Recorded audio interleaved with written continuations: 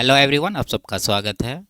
RRB NTPC 2019 का CBT 1 का maths का सॉल्यूशन कर रहे हैं, जिसमें 28 दिसंबर 2020 से 3 अप्रैल 2021 तक जितने भी शिफ्ट में एग्ज़ाम हुए सभी शिफ्ट के सॉल्यूशन कंप्लीट हो चुके हैं। इन सब के वीडियोस प्लेलिस्ट पे मिल जाएंगे। आज के क्लास में 5 अप्रैल 2021 का दूसरा शिफ्ट का सॉल्यूशन करेंगे। इसका पहला शिफ्ट का वीडियो भी प्लेलिस्ट पे मिल जाएगा और इन सब के सॉल्यूशन पहले ही कंप्लीट हो चुके हैं। इनके वीडियोज देखने के लिए प्लेलिस्ट विजिट कर सकते हैं, लिंक नीचे डिस्क्रिप्शन में दिया गया है। शुरू करते हैं। उससे पहले चैनल पर नए तो चैनल को सब्सक्राइब कर दीजिए। आगे बढ़ते हैं। करा यदि x plus y plus z 5 है और इसका वैल्यू 8 है तो इसका मान ज्ञात करना। ठीक है, देखिए अगर इसको निकालने का डायरेक्ट फॉर्मूला आपको पता है तो आप आराम से इस सवाल का आंसर निकाल पाएंगे। और दूसरा तरीका है कि यहाँ देखिए इस सवाल में 3 वेरिएबल है x, y और z, जबकि समीकरण हमारे पास 2 ही है। इसका मतलब किसी एक वेरिएबल को हम जीरो कर सकते हैं। ठीक है, तो पहले फॉर्मूला से निकालते हैं। इसका आंसर कितना आएगा, तो x cube plus y cube plus z cube minus 3xyz का फॉर्मूला होता है x plus y plus z, जिसका वैल्यू हम रख रहे हैं 5। ठीक है, गुना, फिर कोष्टक देंगे आगे इन्हीं का स्क्वायर यानी x plus y plus z का होल स्क्वायर, तो 5 का स्क्वायर हो जाएगा माइनस का 3 इंटू ये जो दे रखा हमारे पास x y y z plus z x, इसका वैल्यू देंगे यानी कि 8। इसको कैलकुलेट करिए, 5 गुना 5 का स्क्वायर 25 में 24 घटाएंगे तो 1 बचेगा, तो 5 गुना 1 5 इस सवाल का सही आंसर होगा। ठीक है, ये तो हो गया फॉर्मूला से। अगर आपको इसमें किसी एक वेरिएबल को जीरो करना, मान लीजिए जेड को अगर जीरो कर देंगे तो ये जीरो हो गया, तो यहाँ वैल्यू बच गया हमारे पास एक्स प्लस वाई जो कि है 5। ठीक है, उसके बाद देखिए जेड जहाँ जहाँ गुना में है वो भी जीरो हो जाएगा, तो यहाँ जेड एक्स है, यहाँ वाई जेड है, ये भी जीरो हो गया, यानी एक्स वाई का वैल्यू है 8। और जेड यहाँ देखिए क्यूब है, यहाँ भी जेड गुना में, तो ये दोनों भी जीरो हो गया, तो निकालना है सिर्फ इसका x cube plus y cube का। तो इसका फॉर्मूला लगा दीजिए। तो क्या होता है फॉर्मूला, एक्स प्लस वाई का होल क्यूब। आप फॉर्मूला लिख सकते हैं, नहीं तो डायरेक्ट वैल्यू लिखिए, जिसका वैल्यू 5 है तो 5 का क्यूब हो जाएगा माइनस का 3 इंटू एक्स वाई। ठीक है, तो एक्स वाई का वैल्यू कितना 8 है, तो 3 गुना 8 हो जाएगा इंटू एक्स प्लस वाई जो कि यहाँ पर है 5, तो ये 5 अंदर आ जाएगा। ठीक है, तो 5 का क्यूब 125 माइनस 8 पंजे 40 दिया 120, तो 125 में 120 घटाएंगे तो 5 इस सवाल का आंसर हो जाएगा। आगे बढ़ते, यदि ये दे रखा है तो इसका मान पूछा जा रहा है। ठीक है, देखिए यहाँ क्या लिखा है, कॉस की पावर 4 थीटा माइनस साइन की पावर 4 थीटा बराबर 3/5। अगर इसको ए स्क्वायर माइनस बी स्क्वायर के फॉर्मूला पर खोलेंगे तो आपको मिलेगा cos square theta plus sine square theta जो कि होता है 1। ठीक है, और आगे मिलेगा cos square theta minus sine square theta, तो उसको लिख देते हैं यहाँ पर cos square theta minus sine square theta बराबर 3/5।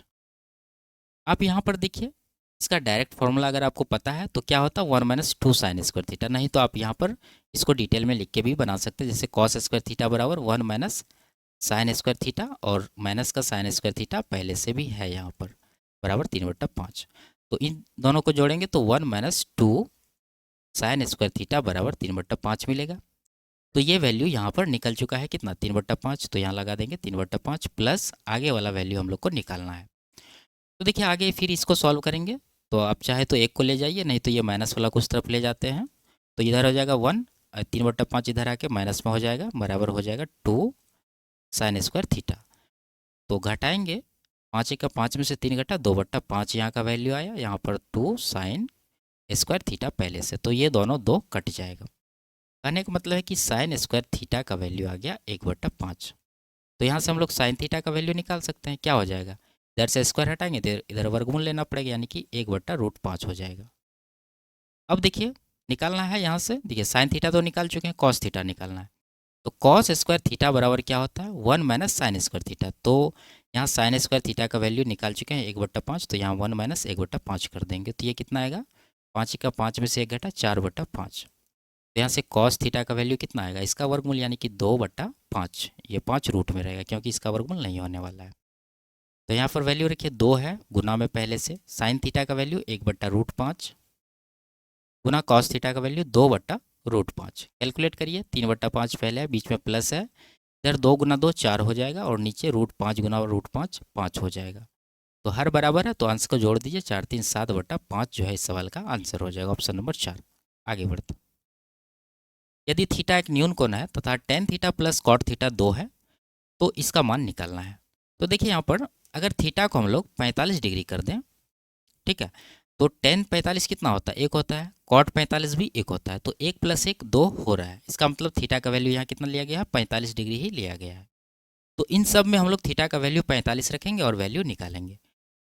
तो यहाँ पर टेन थीटा एक होगा, 1 की पावर 15 करेंगे तो एक ही होगा। उसी तरह से यहाँ पर भी एक होगा।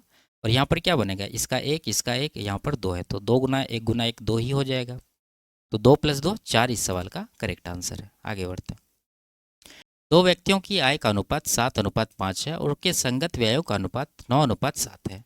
यदि वे क्रमशः 1700 और 1100 की बचत करते हैं तो प्रत्येक व्यक्ति की संगत आय ज्ञात कीजिए। ठीक है, देखिए यहाँ पर आय ज्ञात करने के लिए कह रहा है और आय का अनुपात यहाँ दे रखा है 7:5। कहने का मतलब है जो भी ऑप्शन 7:5 में होगा वही इसका आंसर होगा। पहला ऑप्शन देखें, तीनों जीरो को काट दीजिए तो 5:2 बना, ये आंसर नहीं हो सकता है। दूसरा, 0 0 कटाइए, 5 से 7 बार में, 5 से 9 बार में, 9:7 बन रहा है, ये भी आंसर नहीं होगा। उसी तरह से यहाँ भी 5 से 11, 5 से 9, 11:9 बन रहा है, ये भी आंसर नहीं होगा। तो यहाँ देखिए 0 0 काटने के बाद 5 से 7 बार में, 5 से 5 बार में, 7:5 यहाँ पर बन रहा है, ये इसका आंसर होगा।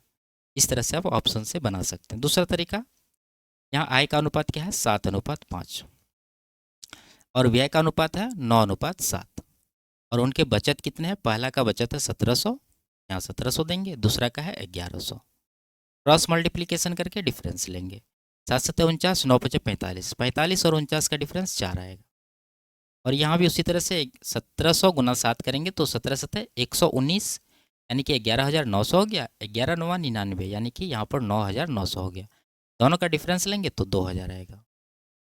यानी 4 यूनिट का वैल्यू 2000। कितना गुना है ये, 500 गुना है। तो प्रत्येक का निकालना तो पहला का भी 500 गुना करेंगे तो 5 से 3500 हो जाएगा। दूसरा का 500 गुना करेंगे तो 5 × 500 2500 हो जाएगा। ऑप्शन नंबर डी में है। आगे बढ़ते। अमृतसर शताब्दी एक्सप्रेस दिल्ली से शाम 4:30 बजे निकलती है और रात 10:30 बजे अमृतसर पहुंचती है। रेलगाड़ी की औसत चाल 75 किलोमीटर प्रति घंटा है। तो दिल्ली से अमृतसर के बीच की दूरी कितनी है। तो दूरी निकालना है तो चाहिए क्या, चाल और समय। तो चाल हमारे पास यहाँ औसत चाल दे रखा है 75 और समय कितना हो जाएगा, 4:30 से 10:30 तक समय हो गया 6 घंटे का। तो 75 × 6 करेंगे तो 450 किलोमीटर इस सवाल का आंसर होगा। Option number 1। आगे बढ़ते। यदि n एक प्राकृतिक संख्या है तो n³ - n हमेशा डैश से विभाज्य। ठीक है, कि हमेशा यानी हर एक कंडीशन में। तो यहाँ पर सबसे सिंपल तरीका है कि n का आप कोई वैल्यू यहाँ पर रख के देख लीजिए। तो सबसे छोटा वैल्यू रखेंगे, प्राकृतिक संख्या कह रहा है तो 1 से शुरू करेंगे। अगर यहाँ n का वैल्यू 1 रखा जाए तो ये 0 बन जाएगा, तो हम लोग को पता नहीं चलेगा। तो n का अगला वैल्यू 2 रखते हैं। तो 2 का 2 यानी कि 2 का 8 - 2 6 हो रहा है। ठीक है, यानी कहने का मतलब वो संख्या हमेशा 6 से डिविजिबल होगा ही। इसके अलावा आप आगे जब नंबर रखेंगे कोई भी, जैसे 3 का 3 यानी n का वैल्यू 3 लेंगे तो आपको मिलेगा 27 - 3 यानी कि 24। 24 भी 6 से डिविजिबल है, यानी वो जो है हमेशा 6 से डिविजिबल होगा। ऑप्शन नंबर 2 इसका करेक्ट आंसर है। ठीक है, आगे बढ़ते हैं। 5 अंकों की वह छोटी से छोटी संख्या ज्ञात कीजिए जो इन सबसे पूर्णतः विभाज्य है। पहला तरीका तो ये है कि आप इसका एलसीएम ले लीजिए और बाकी ऑप्शन से हम लोग हमेशा करते हैं। तो यहाँ देखिए 24 है, 24 मतलब क्या, 3 × 8। तो 3 का मल्टीपल होना चाहिए। 8 1 9, 3 का मल्टीपल है। 9 1 10, 3 का मल्टीपल नहीं है। 6 1 7, 3 का मल्टीपल नहीं है। 7 1 8, 3 का मल्टीपल नहीं है। तो ऑप्शन नंबर 1 इसका आंसर हो जाएगा। ठीक है, आगे बढ़ते हैं। यदि इसको 16 से विभाजित किया जाता है तो प्राप्त शेष ज्ञात कीजिए। ठीक है, देखिए 15 की पावर कितना है, 300। इसको 16 से डिवाइड करना है तो हम लोग क्या करते हैं, 15 को क्या लिख सकते हैं, 16 - 1, इसका पावर है 300 और बटा 16 है। ठीक है, तो 16 से इसको डिवाइड करेंगे तो ये जो है यहाँ पर यही इसका रिमाइंडर होगा, यानी कि इसका रिमाइंडर -1 होगा। लेकिन पावर भी देखना है, पावर यहाँ पर क्या है, 300 है। तो -1 की पावर कितना करना पड़ेगा, 300, यानी कि माइनस की पावर अगर हम लोग इवन करेंगे तो प्लस में आंसर आएगा। ठीक है, अगर ओड करेंगे तो माइनस में आंसर आएगा। तो यहाँ इवन नंबर है तो ये प्लस में आंसर आएगा, प्लस का 1 जो है इस सवाल का आंसर हो जाएगा। आगे बढ़ते। 6 सेंटीमीटर लंबाई, 4 सेंटीमीटर चौड़ाई और 4 सेंटीमीटर ऊंचाई वाले एक घनाभ को पिघलाकर 2 सेंटीमीटर भुजा वाले कितने घन बनाए जा सकते हैं। ठीक है, तो सिंपल सा है, घनाभ के आयतन को घन के आयतन से डिवाइड कर देंगे तो वो निकल जाएगा। तो क्या हो जाएगा, घनाभ का आयतन लंबाई गुना चौड़ाई गुना ऊंचाई, यानी कि 6 × 4 × 4। ठीक है, और ये घन का आयतन कितना हो जाएगा, भुजा का क्यूब यानी 2 का क्यूब करेंगे, यानी तो 2 को 3 बार आप गुना कर सकते हैं। ठीक है, 2 × 2 × 2, तो 2 दूना 4 हुआ, 4 से 1 4 काट दीजिए, 2 से इसको कटा दीजिए 2 बार में, 6 दूना 12 घन बनाया जा सकता है। ऑप्शन नंबर 3 में है। आगे बढ़ते, एक समबाहुभुज के शीर्षों पर बने अंतःकोण और बहिष्कोणों का अंतर 160 डिग्री है। बहुभुज की भुजाओं की संख्या ज्ञात कीजिए। ठीक है, देखिए बहुभुज की भुजाओं की संख्या निकालने के लिए क्या चाहिए आपको, 360 डिग्री को डिवाइड करने के लिए आपको चाहिए बाह्य कोण यानी एक्सटीरियर एंगल। ठीक है, तो ये जब निकल जाएगा तो हम लोग आराम से भुजा निकाल सकते हैं। तो ये निकालने के लिए आपको यहाँ आना पड़ेगा। बहुभुज समबाहुभुज के अंतःकोण और बाह्य कोणों का योग कितना होता है, 180 डिग्री लिखते हैं यहाँ पर। अंतःकोण यानी इंटीरियर एंगल प्लस बाह्य कोण एक्सटीरियर एंगल ई लिख देते हैं, बराबर दोनों का योगफल 180 डिग्री होता है। और सवाल में दोनों का अंतर दे रखा है 160 डिग्री। ठीक है, यहाँ पर इसको सॉल्व करिए और ई का वैल्यू निकालिए। तो दोनों को अगर घटा देंगे तो यहाँ से इंटीरियर एंगल कट जाएगा, बचेगा क्या, 2e बराबर इधर 180 में 160 घटाएंगे तो 20 आएगा। 2 से 20 को कटा देंगे 10 बार में, यानी ई का वैल्यू निकालिए 10, यहाँ पर रख दीजिए, यानी 360/10। 0 0 काट देंगे 36 इस सवाल का आंसर हो जाएगा, ऑप्शन नंबर 1। आगे बढ़ते, सचिन और अनिल चंडीगढ़ से 50 किलोमीटर दूर स्थित कालका की ओर एक ही समय में चलना शुरू करते हैं। सचिन की चाल अनिल की चाल से 6 किलोमीटर कम है। अनिल कालका पहुंचता है और तुरंत चंडीगढ़ के लिए वापस चलना शुरू करता है। मार्ग में कालका से 20 किलोमीटर की दूरी पर वह सचिन से मिलता है। सचिन की चाल ज्ञात कीजिए। ठीक है, देखिए चंडीगढ़ से दोनों लोग चल रहे हैं, तो चंडीगढ़ को सी लिख देते हैं और जा कहाँ रहे हैं, कालका, इसको के लिख देते हैं। और इन दोनों के बीच का जो डिस्टेंस है, दूरी, वो कितना दे रखा है, 50 किलोमीटर। ठीक है, अब देखिए कह रहा है कि सचिन की चाल अनिल से 6 किलोमीटर प्रति घंटा कम है। ठीक है, अनिल कालका पहुंचता है और तुरंत चंडीगढ़ के लिए वापस चलना शुरू करता है और मार्ग में कालका से इतना किलोमीटर दूरी पर वह सचिन से मिलता है। यानी अनिल मान लीजिए यहाँ से स्टार्ट किया, अनिल को ये लिख दिए और ये गया, ठीक है, कालका पहुँचा, मान लीजिए यहाँ पहुँच गया कालका, और सचिन भी यहाँ से खुला होगा, दोनों एक साथ चलना शुरू किया है। लेकिन यहाँ सचिन का चाल कम है जिसके कारण ये कालका नहीं पहुँच पाया, बल्कि अनिल जो है कालका पहुँच करके वो वापस भी आ गया।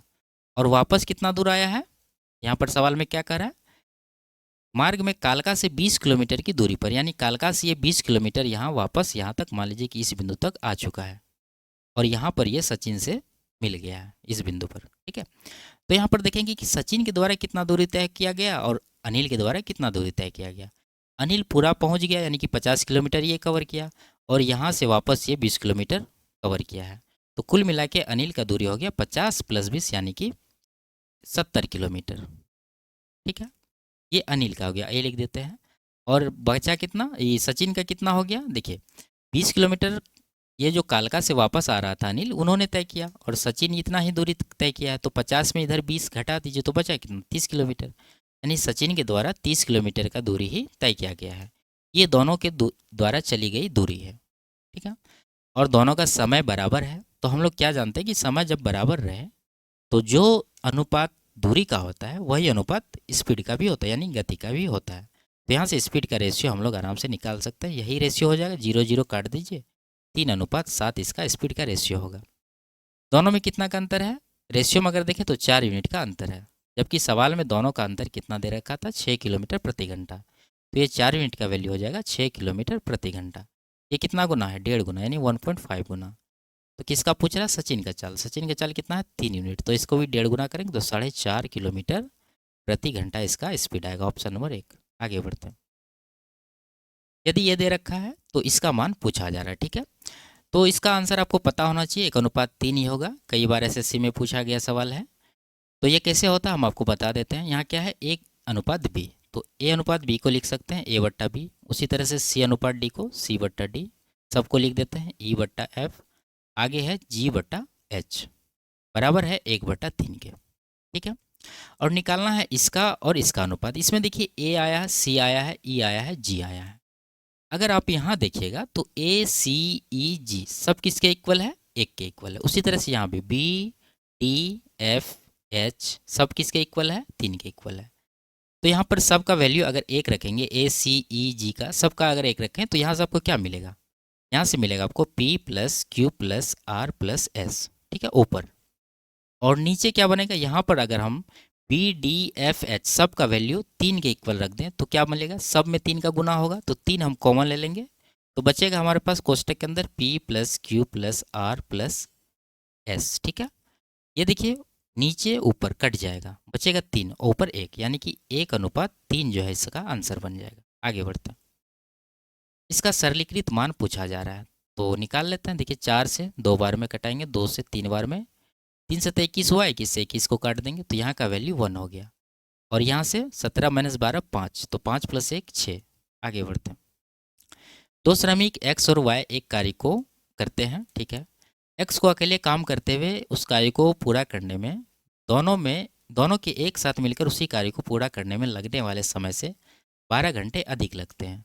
यदि वाई अकेले कार्य करता है तो उसे उस कार्य को पूरा करने में दोनों के एक साथ मिलकर उसी कार्य को पूरा करने में लगने वाले समय से 27 घंटे अधिक लगते हैं। उन्हें एक साथ मिलकर उस कार्य को पूरा करने में कितना टाइम लगेगा, ठीक है। देखिए कॉन्सेप्ट आप याद रखिएगा। मान लीजिए कि दो लोग हैं ए प्लस बी, जो किसी काम को एक्स दिन में करते हैं, और यहाँ पर ए अकेले उसको एक्स प्लस एम दिन में करते हैं, ठीक है।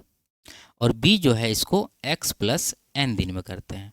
यानी आपको यहाँ पर क्या समझ में आ रहा है कि ए प्लस बी मिलकर एक्स दिन में करते हैं, लेकिन जब सिर्फ ए करता है तो उसको एम दिन एक्स्ट्रा लग रहा है, और केवल जब बी करते हैं तो उसको एन दिन एक्स्ट्रा लग रहा है, ठीक है। ये एन है, ये एक्स है, आपको पता होना चाहिए। तो इसमें जो है ये एक्स का वैल्यू निकालने का डायरेक्ट कॉन्सेप्ट होता है। ये जो एक्स्ट्रा दिन आ रहा है एम और एन, इसका गुणनफल का वर्गमूल, यानी कि एम इंटू एन हो जाएगा एक्स का वैल्यू। वही बात यहाँ पर कह रहा है कि दोनों जितना टाइम लेता है उससे 12 घंटे अधिक लेता है केवल एक्स, और उससे 27 घंटे अधिक लेता है केवल वाई। तो हम लोग दोनों के एक साथ के बारे में पूछ रहा है, तो हम लोग डायरेक्ट निकाल सकते हैं। रूट अंडर क्या हो जाएगा, 12 × 27, तो 12 × 27 कर देंगे, तो ये कितना आ जाएगा। 12 को तोड़ दीजिए आप, 4 × 12 यानी कि 4 × 3 में, और 3 इससे गुना होगा तो 81 बन जाएगा। 81 और 4 का वर्गमूल 2 और 9 आ जाएगा। तो 9 दूना 18 घंटे इस सवाल का आंसर है। आगे बढ़ते हैं। इसको 10 से विभाजित करने पर कितना शेष बचेगा, तो कर देते हैं। देखिए 11 की पावर 8 है, -13 है, इसको 10 से भाग करना है। तो 11 को लिख सकते हैं 10 + 1, उसका पावर 8 है, और -13 है तो -13/10। अब 10 से इसको जब डिवाइड करेंगे तो ये जो प्लस का 1 है यही इसका शेषफल रहेगा। तो प्लस का 1 उसका पावर 8 करेंगे तो यहाँ से 1 ही आएगा, ठीक है, 1। और फिर 10 से इसको डिवाइड करना है 13 को, तो 10 से 13 को डिवाइड करेंगे तो 3 शेष बचेगा। बीच में माइनस है तो माइनस के बाद 3 देंगे, तो 1 - 3 कितना हो गया, -2। तो शेष माइनस में नहीं आना चाहिए, तो इसको हम लोग प्लस में लाने के लिए फिर से ये जो भाजक है हमारा 10, ये इसमें जोड़ दीजिए। तो 10 जब जोड़ेंगे तो प्लस का 8 जो है इस सवाल का आंसर हो जाएगा, ऑप्शन नंबर 2। आगे बढ़ते हैं। यदि ए अनुपात बी ये है, बी सी ये है, तो सी अनुपात ए पूछ रहा है, ठीक है। देखिए ए अनुपात बी और बी अनुपात सी को जब आप गुना करेंगे, यानी ए बट्टा बी गुना बी बट्टा सी, तो आपको मिलेगा ए अनुपात सी, ठीक है। तो गुना कर दीजिए, ए बी का है 3/4 हो जाएगा, बी सी का 7/9 हो जाएगा। तो बी भी कटेगा, ए सी का वैल्यू मिलेगा, यहाँ से 3 से कटा इसको 3 बार में, तो ये मिला आपको 7/4 या 12, यानी ए अनुपात सी 7/12 है। तो पूछ रहा है सी अनुपात है, यानी कि इसका उल्टा के लिख दीजिए, सी/ए हो जाएगा 12/7। ऑप्शन नंबर 3 में ये दे रखा है। आगे बढ़ते हैं। ऐसी 4 क्रमागत संख्याएं ज्ञात कीजिए कि पहली संख्या के 2 गुने, दूसरी संख्या के 3 गुने, तीसरी संख्या के 4 गुने, चौथी संख्या के 5 गुने का योग 236 है। तो इसको ऑप्शन से करना पड़ेगा। तो ऑप्शन नंबर 1 जो है ये कंडीशन को सेटिस्फाई करेगा, ठीक है। तो 15 का 2 गुना 30 हो जाएगा, 16 का 3 गुना 48 हो जाएगा, 17 का 4 गुना कितना हो जाएगा 68, 18 का 5 गुना 90। सबको जोड़िए, 8 8 16 बचा 1, 3 1 4, 4 8 6 14 ना 23, यानी 236 हो रहा है। तो इस तरह से आप आंसर लगाएंगे इसका। आगे बढ़ते, ये रैखिक समीकरण है हमारे पास के ग्राफ और एक्स अक्ष के बीच बने कोण की माप ज्ञात कीजिए, ठीक है। देखिए आप समझिए, अगर ग्राफ है हमारा तो ये हमारा हो गया एक्स अक्ष, और ये जो इन दोनों के बीच बना कोण पूछ रहा है, इसका मतलब ये क्या पूछ रहा है, आपका स्लोप पूछ रहा है, ठीक है। इस तरह से अगर कोई लाइन है तो इसके बीच मान लीजिए थीटा एंगल बन रहा है, तो इसके बारे में ये पूछा जा रहा है, ठीक है, ढाल। तो निकालना होगा हमें। तो रैखिक समीकरण का जो इक्वेशन होता है निकालने का, क्या होता है, y बराबर mx प्लस का c, जिसमें c हमारा क्या है, कांस्टेंट है, और m हमारा जो है स्लोप है, यानी कि ढाल इसको आप बोल सकते हैं हिंदी में। तो ये जो समीकरण है इसको इस रूप में बनाइए। तो बना लेते हैं। क्या है हमारे पास, 35x और प्लस का 15 रखिए, और -35y को राइट साइड भेज देंगे, तो 35y प्लस में आ जाएगा। 35 को इस तरफ ले आएंगे तो क्या बनेगा, 35x/35 प्लस का 15/35, दोनों में भाग लगेगा, इससे बराबर y हो जाएगा। तो 35 35 तो कटेगा ही, यहाँ से 5 से 3 बार में, 5 से 7 बार में, यानी y बराबर हो जाएगा, यहाँ पर x बचा और यहाँ पर 3/7 बचा। ठीक है, इस फॉर्म में हम लोग ले आए हैं ये वाला। तो यहाँ से आपको इसको कंपैरिजन करिए, y ठीक है, यहाँ पर mx है, यहाँ पर x है, तो m का वैल्यू क्या होना चाहिए, यहाँ पर x का क्या है गुणांक 1 है, तो m का वैल्यू 1 होगा। और ये 3/7 है, तो इसको कांस्टेंट टर्म से तुलना कर दीजिए। ठीक है, यानी कहने का मतलब है कि इसका ढाल 1 है, तो ये टेन थीटा का वैल्यू होता है। तो टेन थीटा 1 हो गया, तो 10 में 1 किसका वैल्यू होता है, 45 डिग्री का। तो 45 डिग्री इस सवाल का करेक्ट आंसर होगा, ऑप्शन नंबर 3। आगे बढ़ते, या तो 10 पैसे या 5 पैसे के वर्ग मूल्य के 100 सिक्कों को मिलाकर इतना राशि बनती है, प्रत्येक प्रकार के सिक्कों की संख्या क्रमशः कितनी है। ठीक है, पहला तरीका आप ऑप्शन से बना लीजिए, दूसरा तरीका इसको समीकरण बना लीजिए। मान लीजिए कि 10 पैसे के x सिक्के हैं और 5 पैसे के y सिक्के हैं, और दोनों सिक्कों का योगफल कितना है, 100 है, तो इसको हम लोग लिख सकते हैं x + y बराबर 100 सिक्के। पहला इक्वेशन हो गया। दूसरा, अब आप रुपया बनाइए कि आपके पास कितना रुपया बन रहा है। 10 पैसे वाला x सिक्का है, तो टोटल रुपया बनाने के लिए दोनों को गुना करना पड़ेगा, तो पैसा में ही रखते हैं, रुपया में नहीं बदल रहे हैं, तो इधर हो जाएगा 10x पैसे। ठीक है, उसी तरह से यहाँ भी 5 गुना y 5y पैसे, तो ये पैसे में, तो इसको भी पैसा में लिखना पड़ेगा, जबकि यहाँ रुपया में दे रखा है, इसको हम लोग 100 से जब गुना कर देंगे तो ये पैसा में बदल जाएगा, यानी कि ये हो जाएगा 725 पैसे। ये हमारा दूसरा इक्वेशन हो गया। अब यहाँ पर या तो इसको गुना कर लीजिए या इसको, तो हम लोग यहाँ पर y को 5y बनाएंगे, यानी कि इस समीकरण में 5 से गुना कर रहे हैं, तो ये बन जाएगा 5x प्लस का 5y बराबर हो जाएगा 500। घटा दीजिए, तो घटाने के बाद ये तो कट ही जाएगा, यहाँ से बनेगा 5x बराबर, इधर बन जाएगा आपको 225। ठीक है, 5 से इसको कटाएंगे, 45 बार में ये कटेगा, यानी x बराबर कितना आ गया 45। x किसको माने चाहिए, 10 पैसा वाला सिक्का। तो 45 ऑप्शन नंबर केवल 3 में है, तो इस तरह से आप आंसर लगा सकते हैं, बाकी ऑप्शन में नहीं है। और यहाँ से y का भी वैल्यू निकाल सकते हैं, जिसका वैल्यू कितना आएगा 55 आएगा। ठीक है, आगे बढ़ते, निम्नलिखित में से किस संख्या से पूर्णतः विभाज्य है। ठीक है, देखिए आप याद रखिए, x की पावर m है, बीच में माइनस है, y की पावर m है, यहाँ m और m इक्वल है। अगर ये m ओड नंबर है, यानी विषम संख्या है, तो ये नंबर हमेशा x - y से डिविजिबल होगा। अगर ये इवन नंबर है, यानी कि सम संख्या है, तो ये x - y और x + y ये दोनों से डिविजिबल होगा। ठीक है, इवन के केस में, ओड के केस में केवल ये वाला। तो यहाँ देखिए ओड का केस है, क्योंकि ये 15 क्या है, ओड है, एक ही पावर कुछ नहीं, तो आप 15 यहाँ लगा सकते हैं देखने के लिए, ये ओड नंबर है पावर, तो ये किससे डिविजिबल होगा, x - y से, यानी कि x मतलब क्या 53 और y मतलब क्या 1, तो 53 - 1 यानी कि ये 52 से डिविजिबल होगा। लेकिन आंसर में 52 नहीं दे रखा, लेकिन 52 का कोई फैक्टर दे रखा है यहाँ 13, तो 13 इस सवाल का आंसर हो जाएगा। आगे बढ़ते, यदि ये दे रखा है तो इसका मान पूछा जा रहा है, तो निकाल लेते हैं। देखिए यहाँ से टेन थीटा क्या हो जाएगा, ये हो जाएगा 2/3। ठीक है, तो 10 का वैल्यू तो आएगा ही, लेकिन साइन कॉस का निकालने के लिए आपको दोनों का, ये देखिए 10 बराबर p/b होता है, तो p और b ये हो गया, तो h कितना हो जाएगा, p² + b² √अंडर, तो p मतलब 2 का स्क्वायर 4 + 3 का स्क्वायर 9, तो √13 जो है h आया।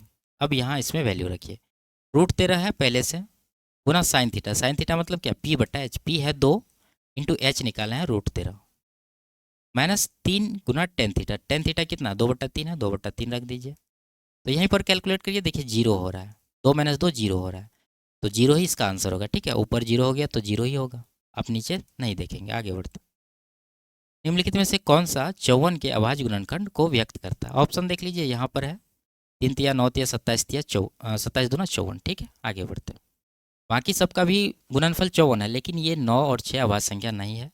अभाज्य गुणनखंड का मतलब कि प्रत्येक जो है पर्टिकुलर अभाज्य संख्या होना चाहिए। ठीक है, आगे बढ़ते, find the volume of A cuboid if its length is 2 times more than it breadth. The breadth is 12 centimetre which is twice its height. यानी कहने का मतलब यह है कि एक घनाभ का आयतन ज्ञात कीजिए जिसका लंबाई इसके चौड़ाई का 2 गुना अधिक है, और इसका जो चौड़ाई है इसके ऊंचाई का 2 गुना है। ठीक है, यानी ये जो डी है हमारे पास चौड़ाई, वो है 12, जो कि है 2 गुना, किसका 2 गुना, हाइट का। तो हाइट इसका कितना होना चाहिए, इसका आधा होना चाहिए, यानी कि 6 होना चाहिए, तब ना 6 का 2 गुना 12 होगा।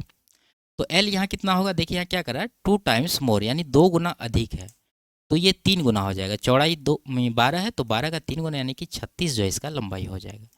अब इसका आयतन निकालना है, तो आयतन निकालने का क्या फॉर्मूला होता है, घनाभ का आयतन लंबाई गुना चौड़ाई गुना ऊंचाई, यानी 36 गुना 12 गुना 6 कर देंगे। तो ये कितना हो जाएगा, देखिए 36 है, इसको अगर 36 अब बनाइएगा तो 12 या 36 2 बच जाएगा, यानी 36 का स्क्वायर 1296 गुना 2, जो कि गुना करने के बाद 2592 हो जाएगा। Option number 1। ठीक है, आगे बढ़ते। 5 संख्याओं का अनुपात यहाँ दे रखा है, इसका योग 30 है, तो दूसरी और पांचवी संख्या का योग इनमें से किसके बराबर होगा। दूसरी और पांचवी, यहाँ पर योग कितना हो रहा है, 2 5 7, यानी 7 का मल्टीपल ऑप्शन नंबर 2 है, ये इसका आंसर हो जाएगा। निकालना है आपको, तो सबको जोड़िए। 2 1 3 3 6 4 10 5 15, 15 यूनिट का वैल्यू 30 है, 2 गुना है तो 7 का भी 2 गुना करेंगे तो 14 इसका आंसर होगा। आगे बढ़ते हैं। दो संख्याओं का अंतर उनके योग के 30% के बराबर है, बड़ी संख्या और छोटी संख्या का अनुपात ज्ञात कीजिए। ठीक है, देखिए मान लीजिए कि नंबर है x और y, तो दोनों का अंतर यानी x माइनस वाई बराबर कर देंगे x प्लस वाई का कितना 30%, यानी 3/10 इसको आप बोल सकते हैं। ठीक है, तो 10 यहाँ से हटा के यहाँ लगा दीजिए, गुना में होगा इधर। तो अब यहाँ पर x और y का अनुपात निकालना, तो गुना करके घटा लीजिए, तो 10x हुआ, इधर 3x, दोनों का अंतर 7x बराबर 10y माइनस में है और 3y प्लस में, तो दोनों को जोड़ के यहाँ देंगे 13y। ठीक है, तो x और y का रेशियो आ जाएगा 13 और 7, ऑप्शन नंबर 2 में दे रखा है। आगे बढ़ते।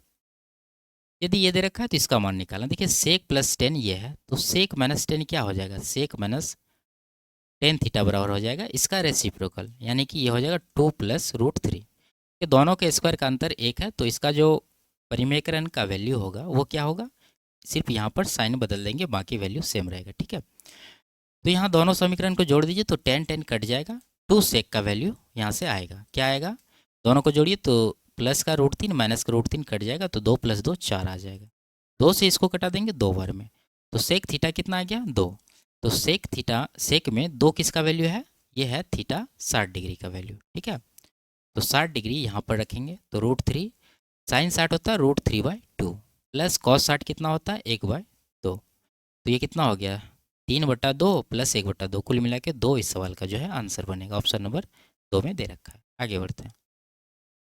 यदि किसी कमरे की लंबाई चौड़ाई और ऊंचाई क्रमशः यहाँ है, कमरे के चारों दीवारों का क्षेत्रफल ज्ञात कीजिए। ठीक है, तो देखिए यहाँ क्या करा है कि कमरे के 4 दीवारी का क्षेत्रफल निकालना, तो क्या होता है फॉर्मूला 2 × L + B × H, यही फॉर्मूला होता है निकालने का चारों दीवार का। तो यहाँ पर वैल्यू रख देंगे, 2 गुना लंबाई प्लस चौड़ाई कितना है 30 + 20 यानी कि 50 हो जाएगा, गुना ऊंचाई है 40, तो 40 से गुना कर देंगे। 5 दूना 10 चौके 40 पर 2 जीरो, यानी कि 4000 मीटर स्क्वायर इस सवाल का आंसर होगा। आगे बढ़ते। राम और श्याम की वर्तमान आयु का अनुपात 7-8 है, 9 वर्ष बाद यह अनुपात 8-9 हो जाएगा। राम और श्याम की वर्तमान आयु क्रमशः कितनी है, अनुपात चेक कर लीजिए। 7-8 कौन सा ऑप्शन दे रहा है, ये नहीं दे रहा है, 9 से कटाएंगे 7 बार में, 9 से 8 बार में ये दे रहा है, ये 9 ये नहीं दे रहा है, ये 8-7 दे रहा है। ठीक है, ये भी नहीं दे रहा, तो ये दोनों भी आंसर नहीं होगा। इस तरह से निकाल सकते, नहीं तो आप रेशियो लिखिए यहाँ 7-8, और ये 9 वर्ष बाद ये बन जाएगा, यानी कि 8:9। 9 वर्ष का गैप है तो 9 नीचे दोनों में जोड़ देंगे। ठीक है, तो ये कितना हो गया 63 और यहाँ 64, अंतर 1 यूनिट का आ रहा है। नीचे कितना का अंतर आएगा, नीचे 9 का अंतर आएगा, 1 यूनिट का वैल्यू 9 है, तो 7 यूनिट का कितना होगा 63, और 8 यूनिट का 72, तो 63 साल और 72 साल इसका आंसर होगा। आगे बढ़ते। इसका वर्गमूल निकालना। ठीक है, तो पहले पॉइंट देखिए, ऊपर 3 अंक 2 5 अंक, नीचे 3 अंक 2 5 अंक, पॉइंट को भूल जाइए, कटाइए, 91 91 कट जाएगा, 11 से ये कट जाएगा 121 बार में। ठीक है, तो इसका वैल्यू आ गया 1/121। इसका वर्गमूल चाहिए तो वर्गमूल लगा देते हैं, तो आ जाएगा 1/11, ऑप्शन नंबर 1। आगे बढ़ते। यदि सचिन की आय सोहन की आय से 50/7% अधिक है, तो सोहन की आय सचिन की आय से लगभग कितने % कम है। ठीक है, देखिए 50/7% क्या है, 50/7 को लिख सकते हैं 7 सही 1/7%। ये किसका वैल्यू होता है, ये होता है 1/14 का फ्रैक्शन में। ठीक है, आपको याद होना चाहिए, यानी सचिन है SACH कर देते हैं और सोहन है SOH कर देते हैं। यहाँ कह रहा है सोहन की आय से इतना अधिक है, अगर सोहन की आय नीचे वाला 14 है तो उससे एक अधिक होगा सचिन, यानी सचिन हो जाएगा कितना 15 हो जाएगा, ये हो गया रेशियो। अब कह रहा है सोहन की आय सचिन की आय से लगभग कितना कम है, तो सोहन की आय देखिए कितना कम है सचिन की आय से, एक कम है, इसके ऊपर 15 के ऊपर, तो 1/15, यानी कि ये किसका वैल्यू होता है 6 सही 6%, यानी 6-7% इसको बोल सकते हैं। ऑप्शन नंबर 1 में दे रखा है। ठीक है, आगे बढ़ते। इसमें क्या कह रहा है, कॉलेज ऐप में स्नातक विद्यार्थियों की संख्या और स्नातकोत्तर विद्यार्थियों की संख्या का अंतर कितना है। ठीक है, यहाँ दोनों विद्यार्थी का कैटेगरी दे रखा है, पहला है इसमें स्नातक और इसमें है पीजी का। ठीक है, तो इसमें एफ का पूछा जा रहा है, तो अगर इसका निकालें एफ का कितना परसेंट है 23%, और इसमें एफ कितना है 15%, तो दोनों का वैल्यू निकाल के अंतर ले लेंगे, वही इसका आंसर हो जाएगा। तो ये है कितना 28,400, इसका निकालना हमें 23%। ठीक है, और दूसरा है टोटल यहाँ 25,600, और इसका निकालना है एफ का यानी 15% का। तो परसेंट के लिए आप जीरो हटा दीजिए यहाँ से भी। 23 चौके 92 बचा 9, 23 अट्ठे 184, 9 193 का 3 बचा 19, 23 दूना 46 प्लस 19 कितना होगा 65। ठीक है, आगे 15 छक्के 90 बचा 9, 15 पचे 75, 9 कितना हो जाएगा ये 84 बचा 8, 15 दूना 30 8 38, अंतर लेंगे तो 2 आएगा, यहाँ 13 से 4 घटा 9, और यहाँ 14 में से 8 घटा 6, और यहाँ पर 2 यानी 26 92, ऑप्शन नंबर 3 में दे रखा है। आगे बढ़ते, कॉलेज सी में पीजी और स्नातक विद्यार्थियों की संख्या का अनुपात कितना है।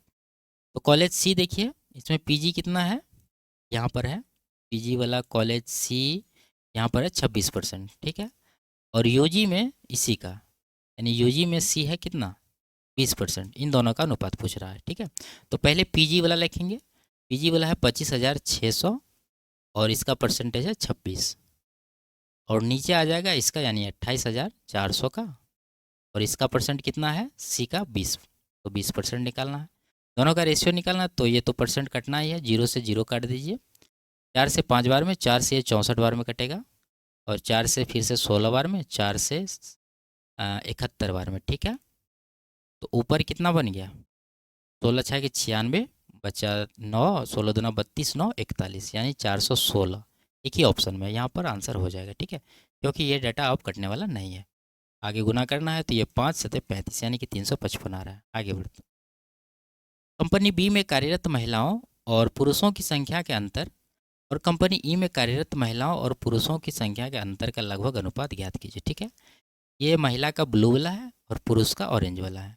तो कंपनी बी में देखना है दोनों का अंतर, देखेंगे बी यहाँ पर है, दोनों का अंतर कितना है 6 यहाँ पर है, यहाँ 4 है, तो दोनों का अंतर 2 हो रहा है। ठीक है, और यहाँ पर कंपनी ई में दोनों का अंतर, ई में कितना है अंतर, यहाँ देखिए 4 है और ये 5.5 है, दोनों का अंतर है 1.5 का।